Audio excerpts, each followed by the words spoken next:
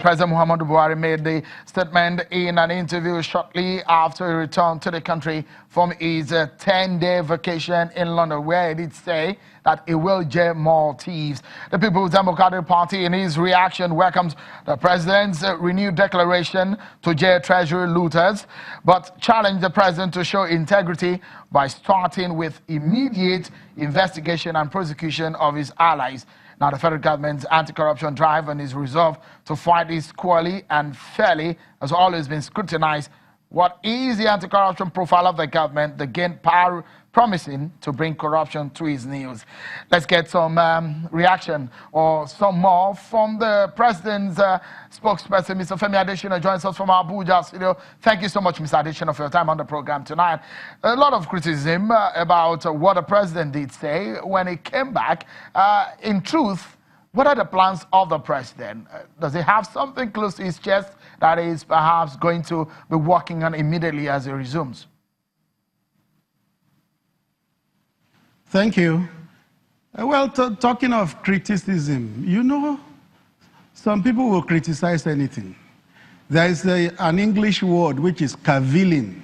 Cavilling means finding faults unnecessarily. They will find faults about anything.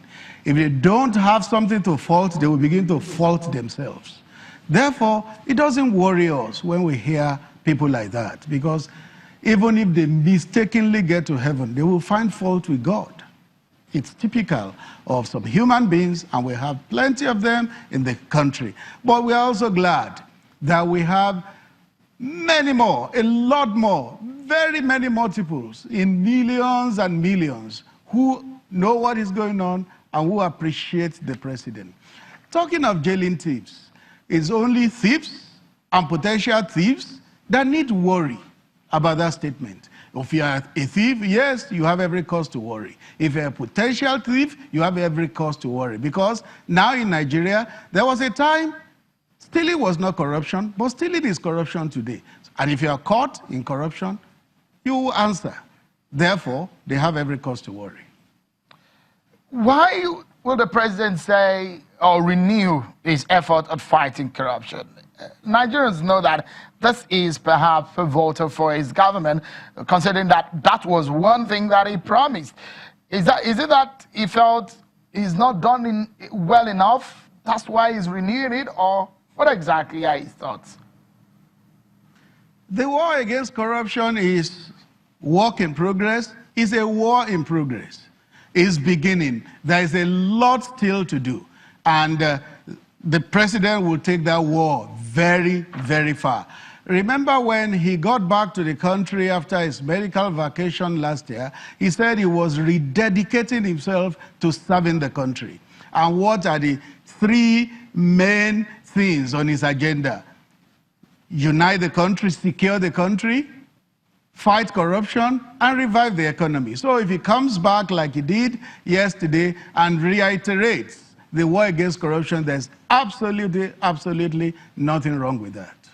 Mr. Adesina, listen to this. The PDP, the major opposition party in the country, has reacted to what the president said. And one of the things they're concerned about is a perceived silence of those they describe as corrupt people that are close to the president.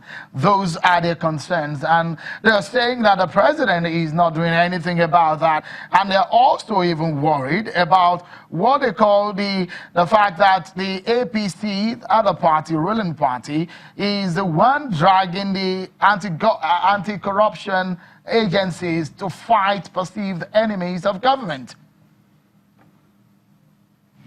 Well, the thing about PDP now is that they issue a statement about virtually everything. If they see a cockroach, they issue a statement. If they see a wall gecko, they issue a statement.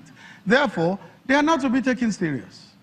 If some other people say things, we take them more serious than we take the PDP, because PDP has cheapened even the very idea and art of statement issuing. They will issue statement on anything. If it rains too much, they will issue statement. If it doesn't rain, they will issue statement. So what they say does not matter much.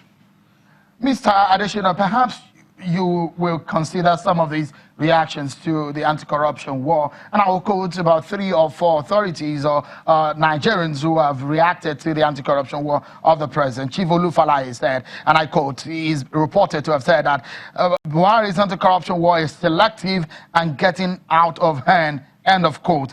A civil rights organization, CACOL, the Coalition Against Corrupt Leaders, came out to say, and I quote, so we are dissatisfied with the way the anti-corruption war is being fought, and we are afraid that we may not achieve anything better than what we had before Buhari assumed office. End of quote. Yet another person is speaking, Bishop Egbebo of Apostolic Victorate of Bomadi said, and I quote, high level of impunity and abuse of human rights in the anti-corruption war of President Muhammadu Buhari, end of quote. These are reactions from Nigerians, from civil society organizations about the anti-corruption war, that it is selective.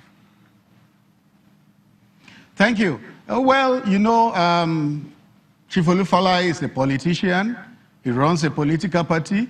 And it's in the nature of politicians to run down their political opponents. So whatever he says can only be seen from the political prism. CACOL, I respect. They've done good work in fighting corruption. If that is what they have said, is their opinion, it does not mean it's the gospel. It does not mean that it's like the law of Medes and Persia, which cannot be changed, we cannot be reversed, and we cannot be broken. It can only be their perception. But what I would just like to say is that the corruption must necessarily be selective, because you can't just take anybody going on the streets and drag him before the law courts. You can only go for those who have abused trust, who have had the opportunity to be exposed to the treasury, and they pilfered. PDP had the opportunity for 16 years. So, in that sense, it can only be selective. If you didn't have opportunity to abuse trust, to pilfer from the treasury, nobody will come after you. And because a lot of them got exposed to the treasury and they mismanaged the treasury, naturally they should answer for it. So if selectivity means that to an extent, I think that's a good selectivity. And the administration will continue to deal with anybody. Those who are, if there are those who are perceived as corrupt people outside of government, who are perceived as not friends of the president, are being prosecuted. The question that some of these people are asking is that, why is the president perhaps looking away to some of his perceived friends who are also perceived as corrupt? I'm glad you used the word perceived. If they are perceived, then something must be proven. Lawyers call it prima facie. You don't drag somebody to court if a prima facie case has not been established in the first case. You don't drag to court on the basis of suspicion. You don't drag to court on even the basis of allegation. You have to have something that can stand legal scrutiny. Something Mr. Adesina, let me then be specific to you on some of the cases. Sorry, let me butt in quickly so that we can get clarity.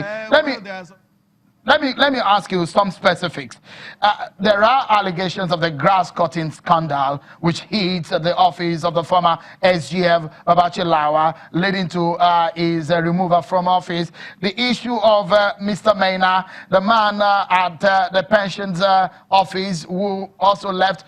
These are issues on the table, perhaps those who are close to the seat of power, and the question over what exactly the presidency and the government has done on those issues, on those cases. Do you have any update on them? Yeah, we have answered this question 1,001 times, and I guess we'll continue to answer it. The president does not charge, he does not prosecute, he does not direct the security agencies. What happens is, if anybody is indicted in a way, the security agencies, particularly the anti-graft agencies, move in naturally. It's not for the president to direct them. He doesn't direct whether to prosecute or not to prosecute. He leaves them to do their job. Specifically about the former secretary to the perhaps contradictory, Mr. Adesina, when the president came back and he said he will jail thieves, it's contradictory to what you're just telling us. what the president meant, if you want to read between the lines on that, when he says we will jail, it means we will prosecute more. And when we prosecute, we are not going to interfere in that prosecution.